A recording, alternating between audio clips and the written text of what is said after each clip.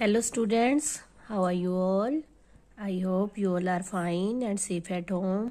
Welcome all of you in Hindi class. बच्चों, previous video में हमने मुहावरे किए थे। आई होप आपने लर्न भी कर लिए होंगे और लिख भी लिए होंगे। समझ में आ गए आप लोगों को? ओके, अगर कंप्लीट नहीं किए हैं तो इसको कंप्लीट कर लेना और कुछ समझ ना आए तो लाइव क्लास में समझ लेना। ओके, चलिए अब हम इसका अभ्यास कार्य करते हैं। देखिए, इसमें लिखा हुआ है प्रश्न 1, पेज नंबर 66, मौखिक तथा लिखित प्रश्न। कमर कसना का अर्थ बताइए। अब कमर कसना क्या है? मुहावरा है, तो इसका अर्थ क्या होता है? तैयार होना। मैंने आपको पहले भी बताया था कि मुहावरों का कोई मेथड नहीं है जो आपको मैं समझाऊं। इसके अर्थ ही होते हैं जो आपको लर्न करने ही पड़ेंगे। कमर कसना का अर्थ तैयार होना, मतलब किसी लड़ाई के लिए, जैसे हम वो वीर सैनिक लड़ने के लिए जाते हैं ना, तो वो क्या करते हैं? कमर कसना, उनके लिए आता है ये कमर कसना। तैयार होना वैसे तैयार होना नहीं कि कहीं भी जाने के लिए तैयार होना। कमर कसना जब किसी विशेष अपने देश के लिए या किसी भी अच्छे कार्य के लिए जब हम तैयार होते हैं, मतलब एक न्यौछावर होने के लिए हम तैयार होते हैं, तब इस मुहावरे का प्रयोग किया जाता है। कमर कसना, तैयार होना। लोहा मानना का अर्थ बताइए।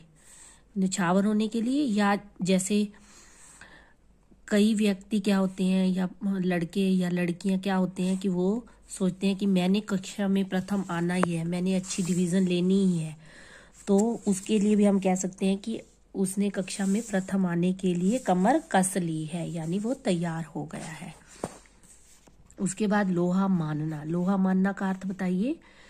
महत्व स्वीकार करना। जब हम किसी व्यक्ति का या किसी चीज का, उसको हम ये मान लेते हैं कि वाकई ही ये इसका महत्व क्या होता है? इम्पोर्टेंस, जिसको आप इंग्लिश में इम्पोर्टेंस बोलते हो ना, कि वाकई ही इसकी इम्पोर्टेंस है, इस व्यक्ति की या इस चीज की या इस बात की, तो उसका अर्थ क्या हो जाएगा कि लोहा मानना।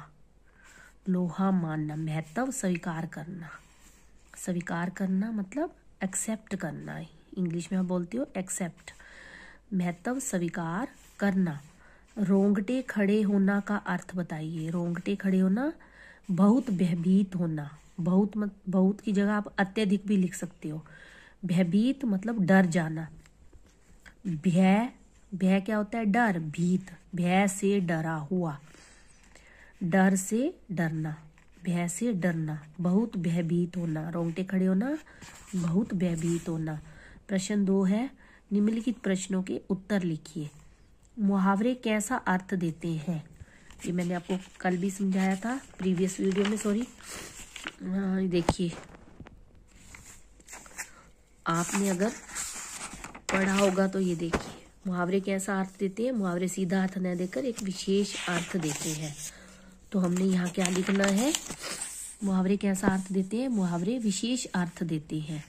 मुहावरे से भाषा कैसी हो जाती है? मुहावरे से भाषा रोचक और प्रभावशाली हो जाती है। मुहावरे से भाषा रोचक और प्रभावशाली हो जाती है। भाषा को सुंदर बनाने के लिए किसका प्रयोग किया जाता है? मुहावरों का प्रयोग किया जाता है। भाषा को सुंदर बनाने के लिए किसका प्रयोग किया जाता है? मुहावरों का प्रयोग किया जाता है। उसके बाद प्रश्न 3 है, मुहावरे के सही अर्थ पर सही का निशान लगाइए। अब इसमें है बगुला भगत। बगुला भगत का अर्थ क्या है? नास्तिक, कपटी मित्र, ईश्वर भक्त या इनमें से कोई नहीं। तो बगुला भगत का मुहावरे का अर्थ होता है ढोंगी व्यक्ति। ढोंगी व्यक्ति, तो इनमें से कोई भी नहीं है, तो इसलिए हम इस पे निशान लगा देंगे। दूसरा है हवा होना। हवा होना का अर्थ क्या है? मुहावरे का हल्का हो जाना, बहुत तेज भागना, हवा के साथ उड़ना, इनमें से कोई नहीं, तो इसका अर्थ होता है बहुत तेज भागना, तो हम इस पे सही का निशान लगा देंगे।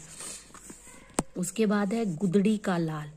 गुदड़ी का लाल मुहावरे का अर्थ क्या होता है? छिपा हुआ गुण, बहुत गरीब, इकलौता पुत्र, इनमें से कोई नहीं। तो इसका अर्थ होता है छिपा हुआ गुण।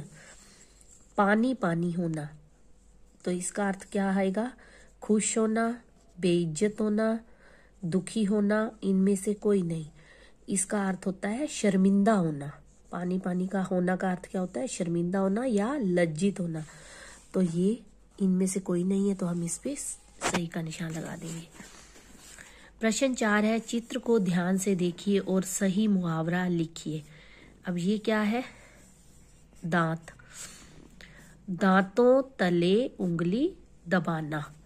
तो अब ये चित्र क्या? दांतों, तो मुहावरा क्या बनेगा? दांतों तले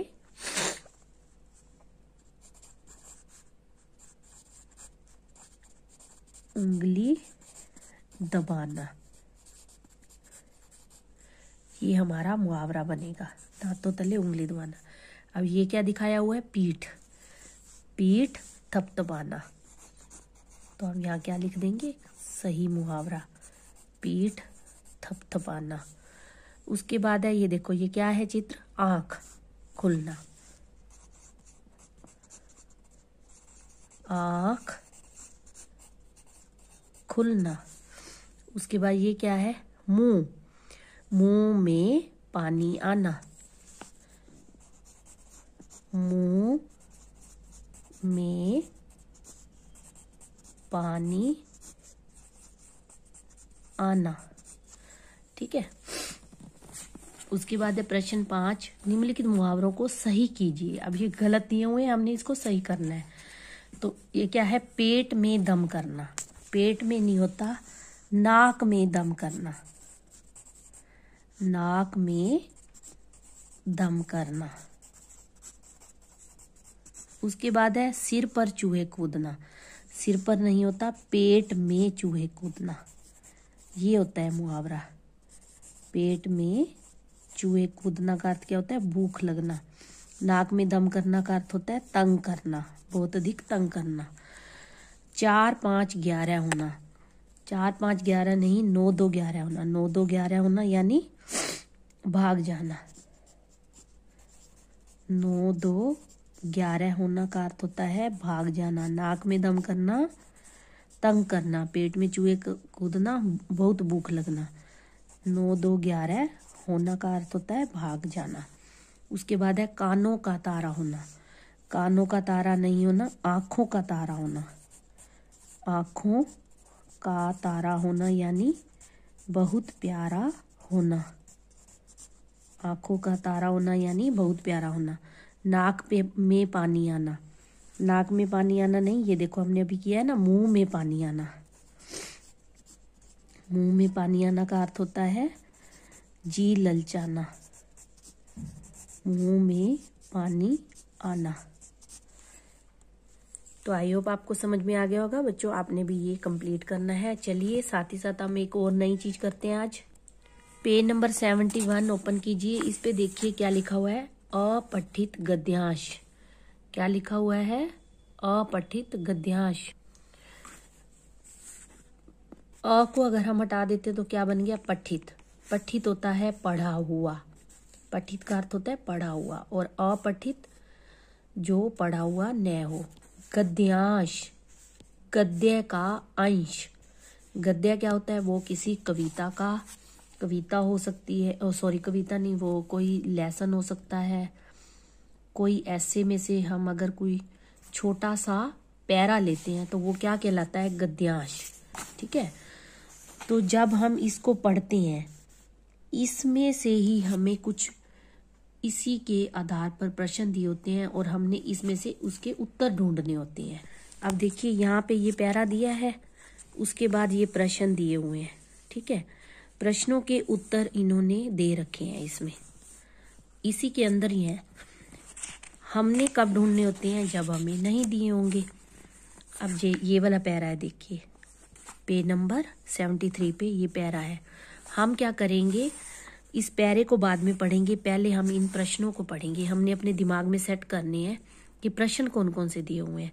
भारत के राष्ट्रीय झंडे को क्या कहते हैं, हमारे राष्ट्रीय झंडे में कितने रंग हैं, झंडे के बीच में कौन सा चक्कर है, झंडा कब कब फहराया जाता है, ये हमने अच्छे से प्रश्न पढ़ लिए। उसके बाद हम क्या करेंगे, इस पैरे को पढ़ना शुरू कर देंगे, ध्यान से पढ़ेंगे।